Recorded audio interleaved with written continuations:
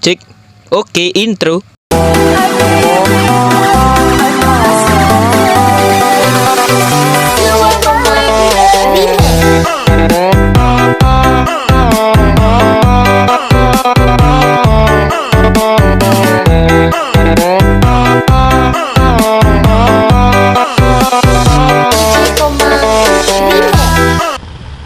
Dikumur-kumur, dikunyah-kunyah. Assalamualaikum semuanya. Oke, pada kesempatan kali ini, saya dan kelompok saya ingin merangkum sekilas nih dari matkul PBU. Yang pertama nih, sejarah pemrograman komputer. Kedua, menjelaskan bahasa C. Ketiga, pengenalan OOP. Dan yang keempat, insya Allah nih kita akan kasih contoh codingannya juga nih teman-teman.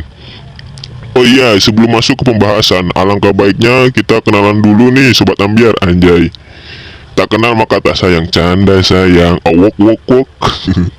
Yaudah langsung aja, nama saya Muhammad Priyono. Dan teman-teman saya ada Bang Revo nih alias Reformanto Mulyadi Harja. Ada TJ Ismail, anak landang dari Bandung, asik. Dan yang spesial nih, Kemi Ayah spesial paling cantik sendiri. Ada Santi Oktaviani. Yaudah langsung aja yuk, Minna. Oke, langsung saja sekilas sejarah pemrograman komputer. Yang pertama, Charles Babbage. Lahir 26 Desember 1791 di London, Inggris, dan meninggal pada tanggal 18 Oktober 1871 pada umur 79 tahun di Marylebone, Inggris. Beliau adalah seorang matematikawan asal Inggris yang pertama kali mengemukakan gagasan tentang komputer yang dapat diprogram. Dikenang sebagai Bapak Komputer karena merintis konsep komputer digital pertama yang dapat diprogram dan disebut Difference Engine No. 1. Selanjutnya yang kedua, ada seorang ilmuwan yang bernama Ada Lovelace atau nama aslinya Augusta Ada King Countess Lovelace. Lahir di London, Inggris pada tahun 10 Desember 1815 dan meninggal di Marylebone, London, Inggris pada tahun 27 November 1852 pada umur 36 tahun. Lahir dengan nama Augusta Ada Byron dan sekarang dikenal dengan nama Ada Lovelace. Beliau adalah seorang penulis dan matematikawan Inggris yang terkenal atas karyanya berupa komputer mekanika pertama. Beliau menyadari bahwa mesin Charles Babbage mempunyai potensi yang lebih dari hanya sekedar mesin perhitungan karena bisa diprogram. Akhirnya, beliau membuat step by step sebuah mesin untuk menghasilkan sebuah perhitungan. Maka dari itu, Ada Lovelace diberi gelar programmer pertama di dunia. Selanjutnya yang ketiga, ada seorang ilmuwan yang bernama Joseph Mary Jacquard. Lahir pada tahun 7 Juli 1752 di Lyon, Prancis, dan meninggal pada tahun 7 Agustus 1834 di Oullins. Beliau adalah seorang pembuat topi jerami sebelum menjadi seorang pemintal sutra dan penemu mesin tenun Jacquard. Mesin tenun Jacquard ini ditemukan dan diperkenalkan pertama kali pada tahun 1801 dan biasanya digunakan pada industri tekstil, mesin musik, dan organ mekanik. Akhirnya, mesin tenun Jacquard ini menghilami sebuah pembuatan punch card pada pemrosesan data komputer awal. Dan pada saat beliau meninggal, ditegakkanlah sebuah patung di Lyon untuk menghormatinya di tempat di mana perkakas tenunnya dipamerkan.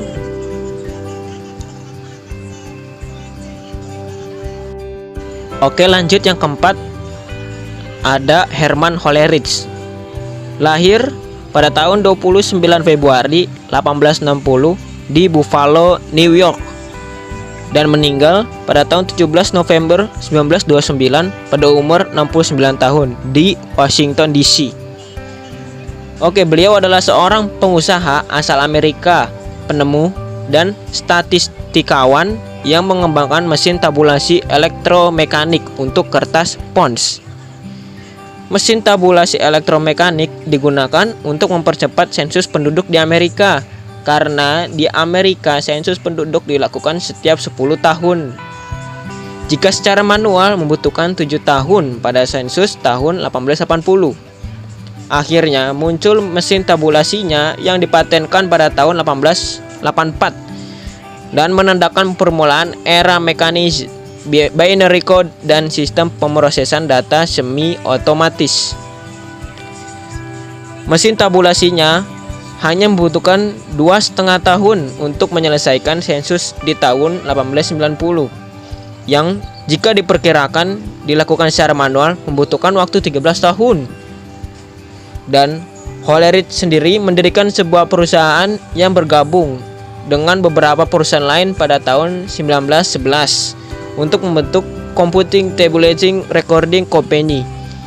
Pada tahun 1924, perusahaan tersebut berganti nama menjadi International Business Machines atau IBM dan menjadi salah satu perusahaan terbesar dan tersukses pada abad ke-20.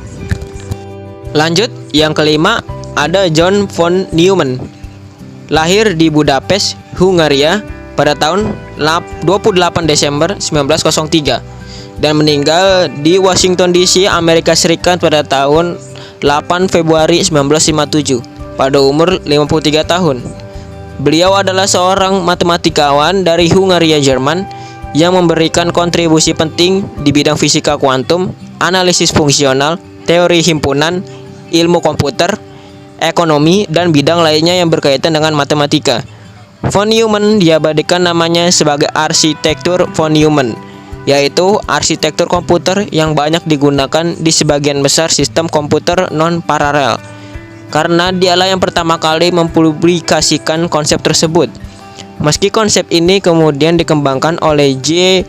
Presper Eckert dan John William Moseley dalam pengembangan komputer ENIAC atau Electronic Numerical Integrator and Computer.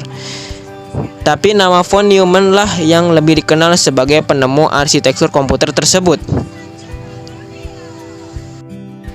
Dan yang keenam ada Dr. Grace Hopper atau Grace Murray Hopper.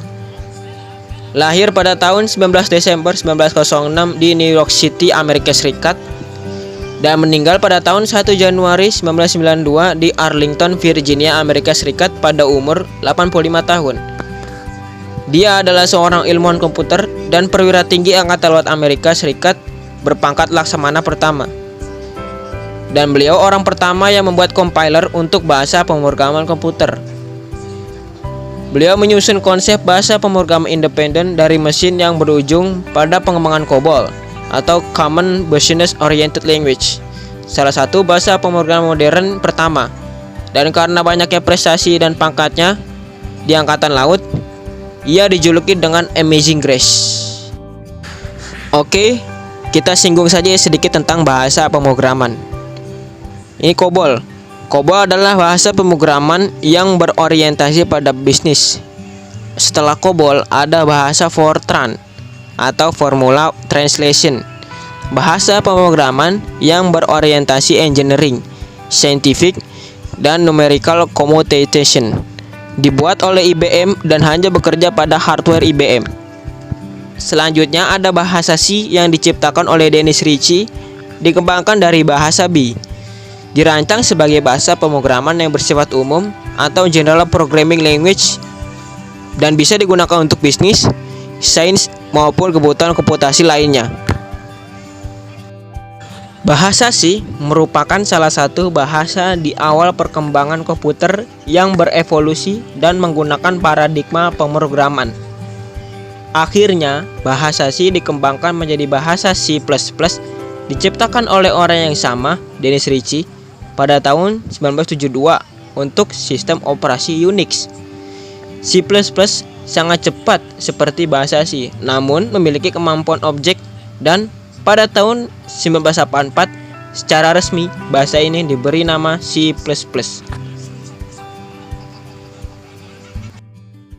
Oke, kita masuk ke materi selanjutnya yang akan dibawakan oleh TJ Ismail.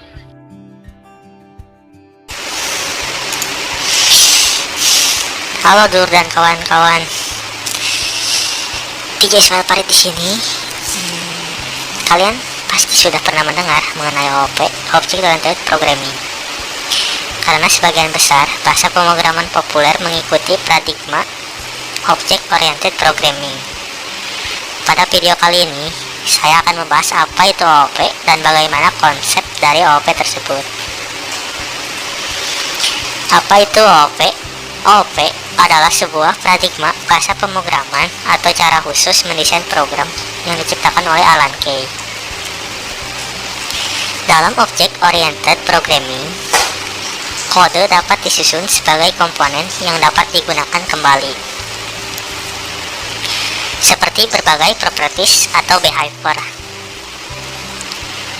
Tujuan utama OOP adalah untuk menyatukan data dan function yang beroperasi pada mereka sehingga tidak ada bagian lain dari kode yang dapat mengakses data ini kecuali function itu. Konsep OOP. Saat memprogram dalam bahasa Object Oriented Programming, kalian harus mengingat 4 konsep kunci berikut ini. Encapsulation, abstraksi, inheritance, dan polymorphism. Yang pertama, encapsulation. Encapsulation mengemas data, variabel, file, atribut, dan metode function producer ke dalam sebuah kelas, bersifat sebagai kotak hitam atau black box. Bagian yang diekspos keluar adalah variabel dan metode yang bersifat public. Pengelompokan fungsi dan data terkait variabel bersama-sama ke dalam suatu objek untuk membantu mengurai kompleksitas dan kemungkinan bagian-bagian kode yang digunakan kembali. Yang kedua, abstraksi. Menyembunyikan kerumitan sebuah objek sehingga pengguna hanya melihat objek yang sederhana dan mudah untuk digunakan. Desain kelas merupakan abstraksi dari objek dunia nyata. Misalkan, kelas mobil hanya menampilkan atribut yang diperlukan saja sesuai yang dibutuhkan. Misalkan atribut harga tidak perlu ditampilkan bila tidak dibutuhkan. Hanya tampilkan yang penting untuk mengenai abstrak perubahan. Inheritance. Sebuah kelas mewarisi atau memiliki semua kemampuan, metode, dan atribut file atau variabel dari kelas moyangnya, base class. Inheritance termasuk kelas turunan, bisa memiliki kemampuan dan properti baru yang tidak dimiliki oleh kelas moyangnya. Inheritance juga menghilangkan kode yang berlebihan dengan mewarisi fungsi dan data dari kelas lain.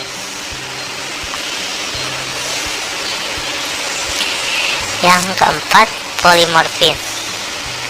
Polymorphism kebanyakan merupakan adalah kemampuan pemrogram berorientasi objek yang memungkinkan satu metode mempunyai banyak implementasi sesuai dengan kelas masing-masing. Contoh pada kelas induk, shape mempunyai metode menghitung luas kalkulasi area yang mengimplementasi pada kelas turunan berbagai antara objek, persegi, lingkaran, dan segitiga sesuai dengan rumus perhitungan area masing-masing. Polymorphism juga berfungsi mengubah cara fungsi. Polymorphism juga mengubah cara fungsi suatu objek bergantung pada data atau kelas. Contoh umum OOP. Katakanlah kalian sedang membuat program video game di mana para pemain mengendalikan dan memacu kendaraan. Jika kalian menggunakan bahasa Object Oriented Programming, kalian dapat menentukan kelas dari objek yang bernama kendaraan. Kelas ini dapat berisi definisi, kualitas, dan perilaku yang dimiliki oleh semua kendaraan. Misalnya, semua kendaraan melaju dan melambat, serta mengonsumsi bahan bakar. Dalam definisi kelas ini, kalian dapat mendefinisikan metode mirip dengan function yang disebut akselerasi dan deselerasi, dan properties sejenis variabel yang disebut bahan bakar. yang value-nya dapat kalian get atau set. Kemudian kalian bisa mendefinisikan subclass, juga disebut derived class atau child class, yang inherit metode dan properties dari kelas kendaraan. Misalnya, kalian dapat mendefinisikan subclass yang disebut sepeda motor yang memiliki 2 roda, dan subclass yang disebut mobil yang memiliki 4 roda. Kualitas bersama mereka, akselerasi, deselerasi, dan konsumsi bahan bakar sudah ditentukan dalam kendaraan, sehingga kalian tidak perlu menulis itu lagi. Kemudian, kalian dapat membuat instantiate subclass ini untuk mendefinisikan kendaraan yang dapat dimainkan secara individual. Setiap instance dari subclass atau mewarisi metode dan properties dari semua parent class dan memiliki properties dan metode sendiri. Misalnya, sifat uniknya mungkin termasuk warna cat, merah, biru, dan lain-lain, dan harga jika pemain ingin membelinya dengan mata uang dalam game. Kemudian, ketika kalian ingin mengubah kode yang khusus untuk sepeda motor, kalian tidak perlu mengubah parent class kendaraan. Kode kendaraan telah diuji dan berfungsi dengan baik, sehingga memodifikasi program kalian membutuhkan lebih sedikit pekerjaan. Selain itu, karena lebih sedikit baris kode sedang dimodifikasi, ada kemungkinan berkurangnya bug akan diperkenalkan di suatu tempat dalam kode baru. Jika bug muncul, kalian perlu bertanya-tanya apakah ada dalam class kode kendaraan, karena class itu tidak dimodifikasi. Oleh karena itu, development dan maintenance software mungkin lebih efisien, menghemat waktu dan tenaga. Kelebihan dan kekurangan OOP.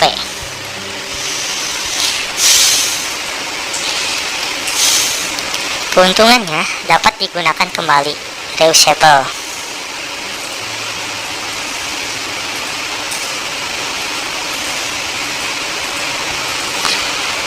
Dengan OOP, kamu dapat menggunakan berbagai class yang telah kamu buat sebelumnya. Ini tentu akan memudahkan untuk digunakan pada proyek lainnya yang sejenis. Class tersebut juga dapat kamu ubah sesuai dengan kebutuhan. Mudah dikembangkan menjadi objek turunan inheritance.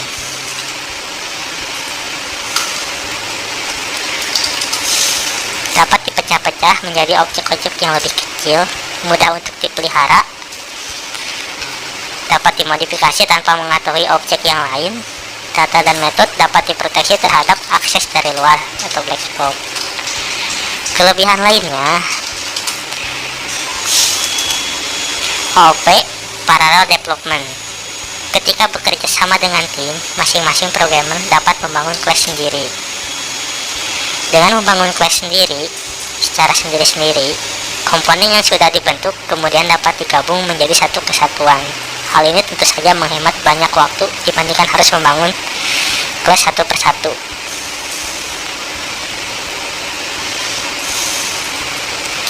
Stability. Berbagai prinsip yang dimiliki OOP bertujuan untuk mempermudah kebutuhan program yang lebih luas atau rumit. Hal ini membuat jika terjadi perkembangan dari program yang sudah ada, menambahkan beberapa fungsi, objek, atau kelas lainnya akan lebih mudah. Program tersebut juga dapat tetap berfungsi dengan baik. Setiap ada kelebihan pasti ada kekurangannya. Untuk kekurangannya, kekurang OOP tidak efisien. Menggunakan OOP akan lebih memakan daya pada CPU yang digunakan. Oleh karenanya, sangat disarankan untuk menggunakan perangkat terbaru saat melakukan pengembangan dengan OOP. Yang kedua, membutuhkan manajemen data yang ketat. Hal lain yang dikeluhkan oleh developer mengenai OOP adalah perlunya kontrol yang cukup ketat terhadap terhadap kode-kode tersebut. Hal ini karena OOP akan memunculkan beberapa kode-kode jika terdapat kode-kode yang kurang berfungsi dengan baik. Tentu hal ini akan menambah beban pada perangkatmu.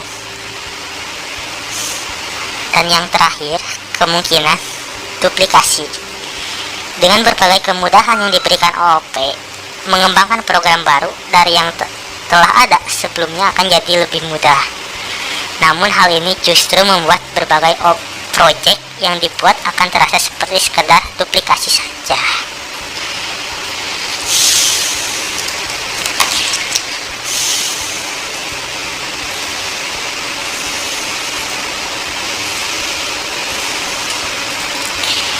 Sekian video tentang pengenalan OOP.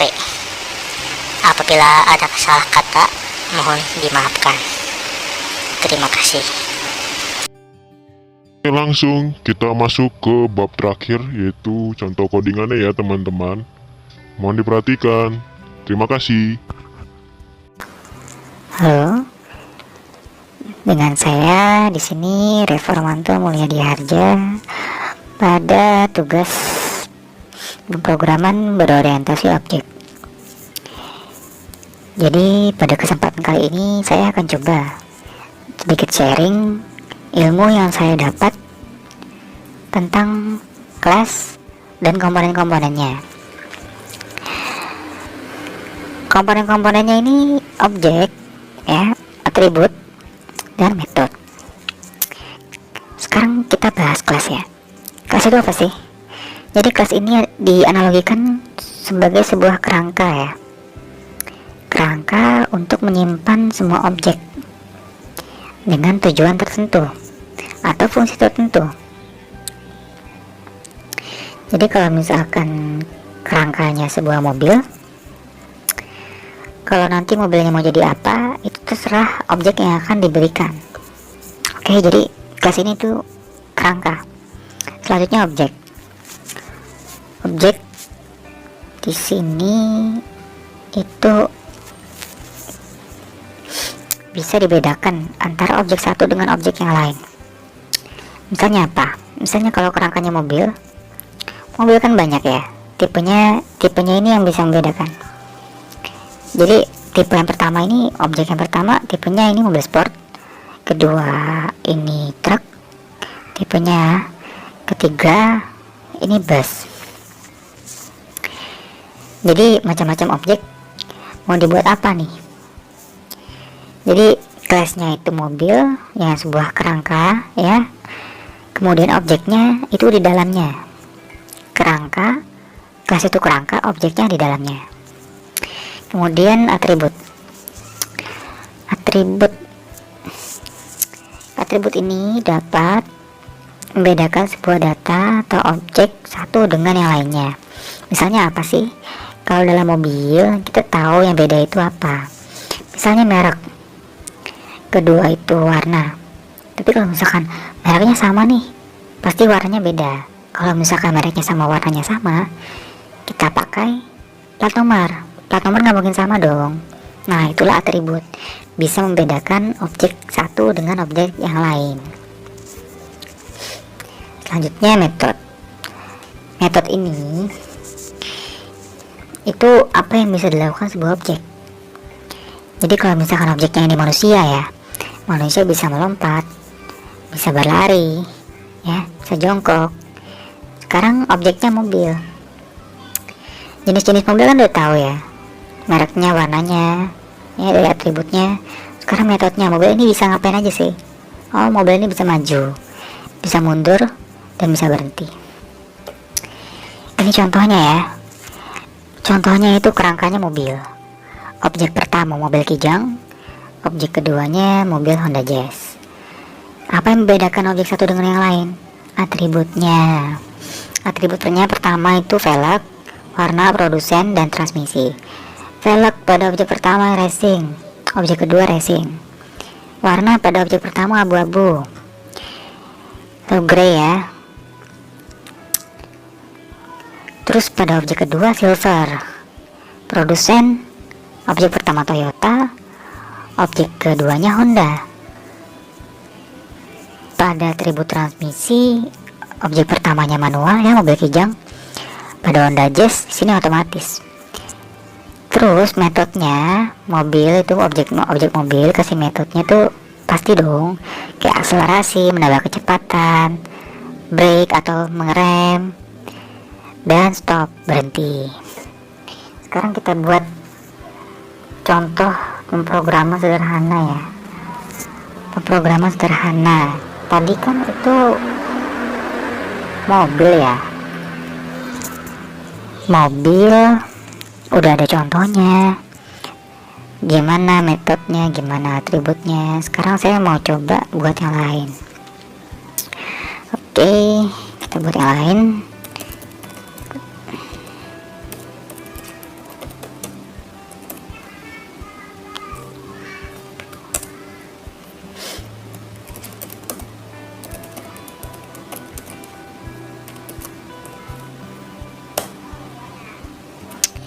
Di sini kita buat kelas ya, kelas laptop. Kita buat laptop. Kita coba-coba, jangan mobil lagi. Public, agar bisa diakses ya. Public itu string ya. String. Sorry, kurang kelihatan.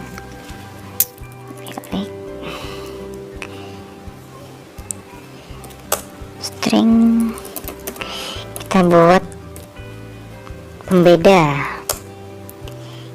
Kita buat pembeda 3 data untuk kelas laptop.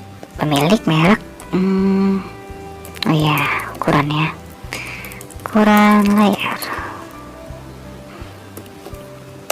Selanjutnya apa? Kita kasih function string,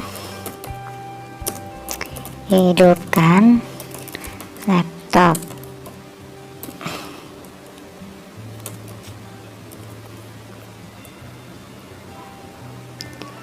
Laptop, turn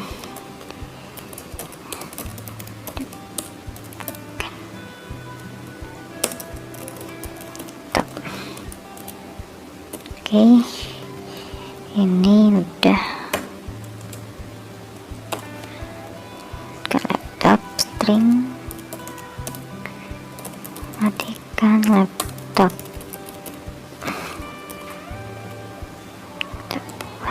Seperti itu. Dan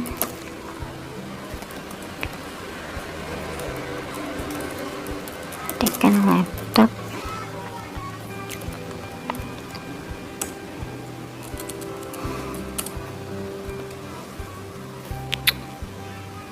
Oke, enter min.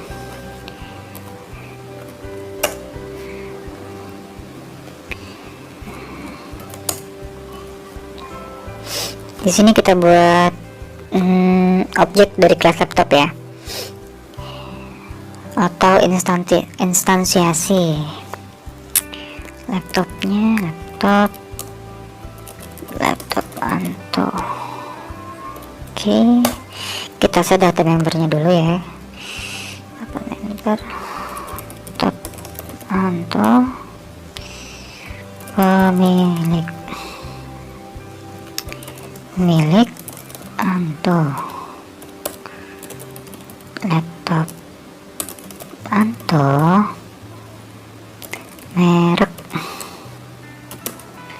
mereknya kita misalnya Asus ya, Asus. Selanjutnya laptop Anto, ukuran layar. Ini sudah ada sih sebenarnya, tapi saya ketik aja ya. Saya ketik misalnya 15.6. Selanjutnya kita buat tampilan data member, cout laptop Anto, milik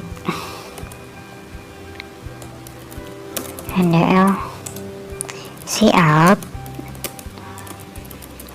Anto, merek NDL, see out, laptop Anto, ukuran layar NDL, see out, NDL. Kita selanjutnya membuat tampilan member function ya. See out, laptop Anto, hidupkan laptop, yaps,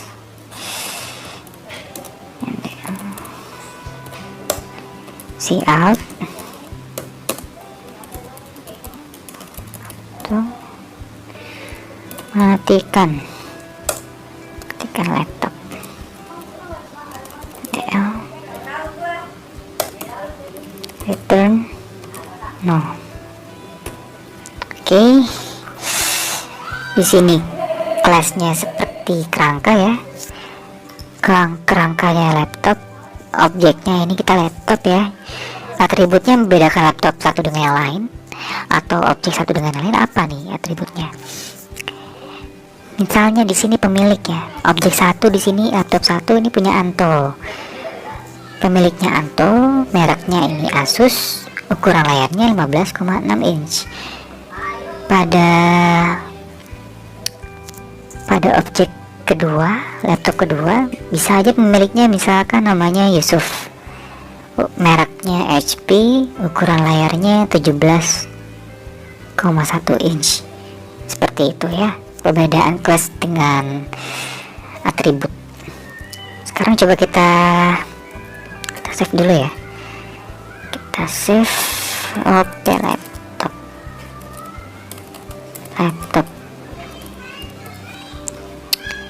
kita save. Oke, kita run coba. Yap, di sini Anto, Asus, dan juga ada ukuran layarnya, ada tampilan metodenya ya, fungsinya bisa hidup dan matikan. Sekian dari saya, mohon maaf apabila ada kekurangan. Terima kasih. Oke, itulah materi terakhir yang telah disampaikan oleh Reformanto Mulyadi Harja. Semoga ilmu yang telah saya dari kelompok saya telah sampaikan bisa bermanfaat untuk kita semua. Dan untuk Pak Yusuf, terima kasih atas pelajarannya selama ini, selama mengajar sangat sabar dalam membimbing kita. Mungkin itu saja, cukup sekian dari kelompok kami. Bila ada kekurangan mohon dimaafkan. Oke, wassalamualaikum warahmatullahi wabarakatuh. Sakit sekali, pribadi.